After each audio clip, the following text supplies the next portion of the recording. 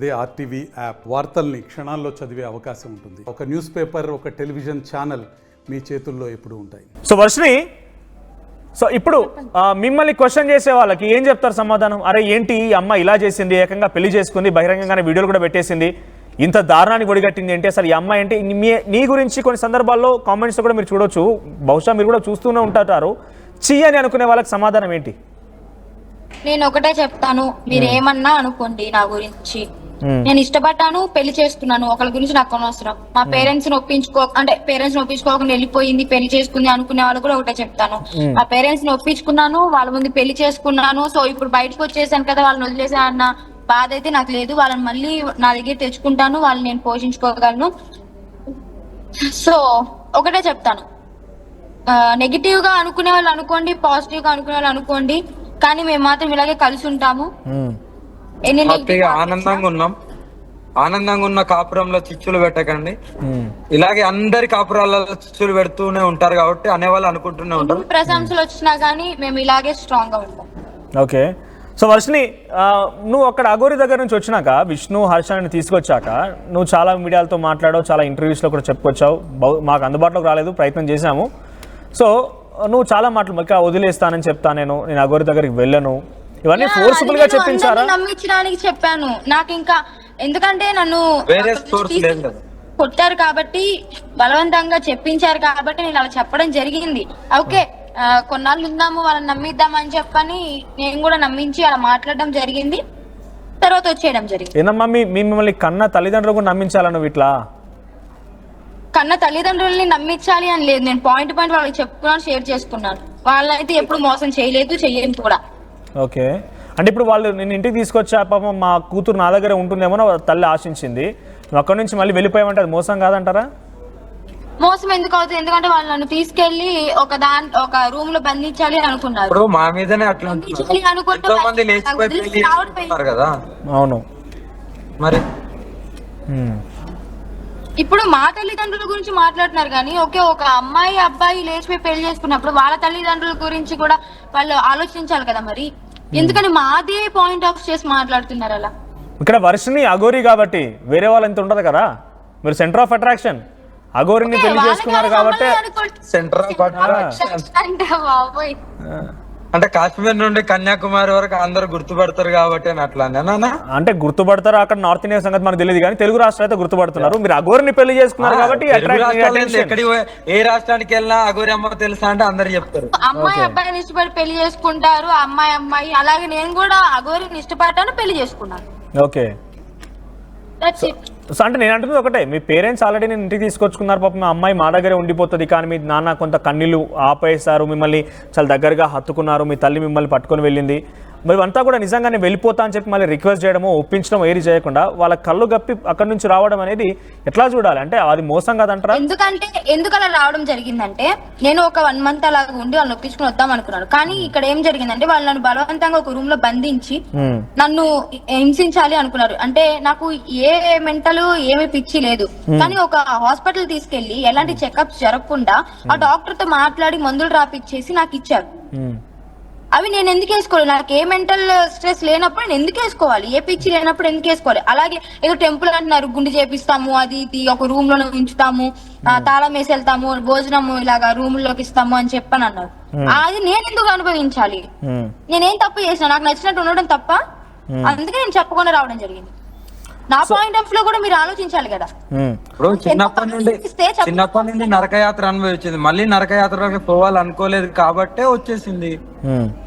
ఇప్పుడు మీకోసం పోటీ పడుతున్నారు, ఇంకా చాలా కామెంట్స్ లో చూస్తే నేను కూడా వెళ్తా అఘోరి దగ్గర, కానీ చాలా మంది అమ్మాయిలు కామెంట్స్ చేస్తున్నారు.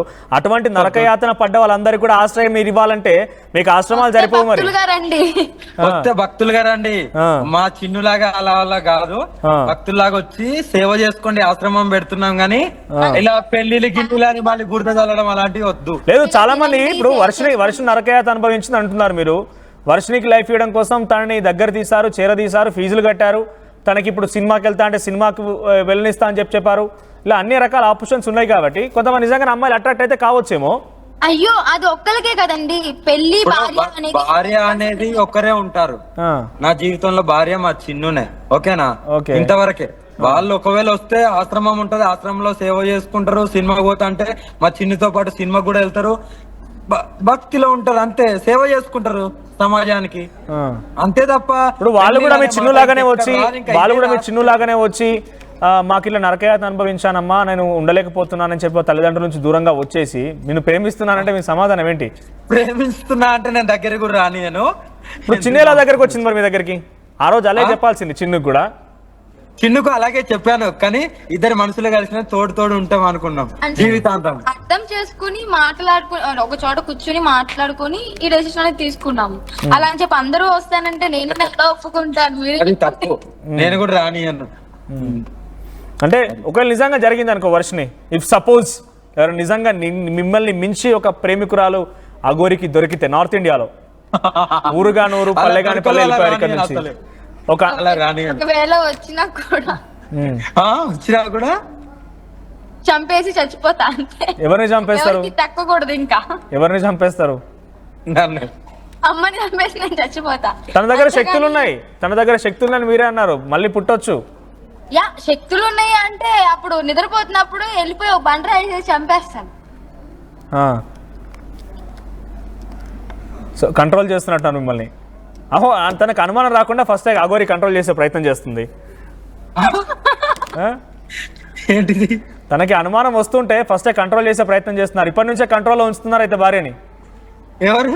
మీరే. కంట్రోల్ అసలు అలా ఏం లేదు, చాలా ఫ్రీగా ఏమున్నా సరే I have to open book, ఏదన్నా సరే షేర్ చేస్తాను, అలా ఏముండదు మా మధ్యలో. వర్షిని, మొన్నటి వరకు అంటే అఘోరిని మీరు చూసి కలిసి తర్వాత మీరు ఇంట్లో ఉండడం, అప్పటి వరకు ఉన్న అఘోరిలో పెళ్ళైన తర్వాత అఘోరి ఏమైనా మార్పు కనిపిస్తోందా? ఇక ఎక్కడ పోద్దిలే, నాతోనే ఉంటుందిలే, నా భార్య కదా అన్నట్టుగా తేలికపాటిగా తీసుకోవడము, లైట్ తీసుకోవడం లాంటి జరిగిందా?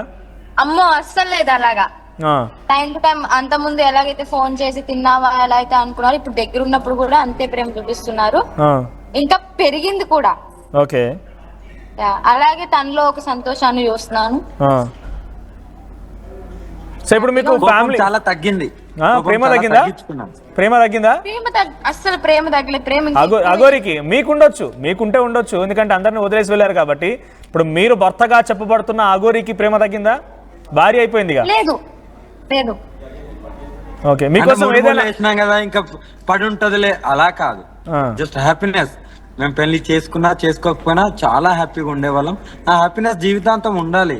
ఓకే, ఏమున్నది, ఎప్పుడు వెళ్ళిపోతామో ఎవరు వెళ్ళిపోతామో తెలియదు కదా. చితాభస్మం అవ్వాల్సిందే. హ్యాపీగా ఉండాలి. 4 రోజులు గడిపినా హ్యాపీగా గడిపేసి లోకాన్ని వదిలేసి వెళ్ళిపోతే చాలు. ఇంకా మొన్న మీరు ఇద్దరు మళ్ళీ తిరిగి కలిసిన తర్వాత ఆర్టీవీతో అందుబాటులోకి వచ్చి ఇంటర్వ్యూలో మాట్లాడుకొచ్చారు. దాంట్లో చాలా మంది పాపం వర్షిని ఒక్కదాన్నే పాటలు పాడించారు, కానీ తన ప్రేమ మాటల్ని చెప్పడానికి అఘోరి ఒక్క పాట కూడా పాడలేదు. అది ఆన్ పబ్లిక్ డిమాండ్.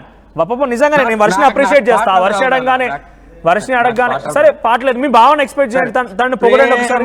ఎంత మధురం ప్రియురాలు అంత తీపి, అంతవరకు వచ్చి ఇంకేం రాదు. ఇంకా అంటే నేను నిజంగా అప్రిషియేట్ చేస్తున్నా వర్షిని. అడగగానే వెంటనే అవసరమైతే తనకు లిరిక్స్ తెలియకపోతే ఫోన్ లో చూసి మాట్లాడింది. ఒకసారి వర్షిని పొగడండి పోనీ. చాలా మంచిది, నాకు దొరికిన నా బంగారం వజ్రం. అది నా లైఫ్ టర్న్ అయిపోయింది నిజంగా. అంటే నేను ధర్మం గురించి, నా సాధన గురించి నాకు అదే తెలుసు. వేరే సభ్య సమాజం ఎలా మాట్లాడతారు, ఎలా ప్రవర్తిస్తారు అలాంటివి నాకు తెలియదు చిన్నప్పటి నుండి. కానీ నాకు అంతా తెలిసేలాగా చేసింది. నా లైఫ్ కు ఒక గోల్డెన్ అన్నట్టు, అంతే. నాకు జీవితంలో ఇంకా ఎప్పుడు ఇలాగే హ్యాపీగా ఉన్నాం చాలు. ప్రేమగా తనని చూసా మాట చెప్పండి. ప్రేమగా తనని చూసా మాట చెప్పండి. ఏంటి? ప్రేమగా తనని చూసా మాట చెప్పండి. లవ్ యూ చిన్ను, నువ్వు దొరకడం నా అదృష్టం. జీవితాంతం ఇలాగే కలిసి ఉన్నాం.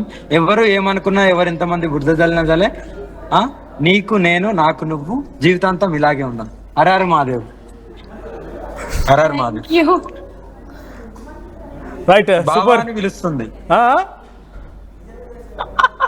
ఏంటి బావా అని పిలుస్తుందా? వర్షిని ఏమని పిలిచావమ్మా? సిగ్గు పడుతుంది. బావా అని పిలుస్తున్నావా? మరిన్ని వీడియోస్ కోసం ఛానల్ ని సబ్స్క్రైబ్ చేయండి. లేటెస్ట్ అప్డేట్స్ కోసం వాట్సాప్ ఛానల్ ని ఫాలో చేయండి. అండ్ లింక్ డిస్క్రిప్షన్ లో ఉంది.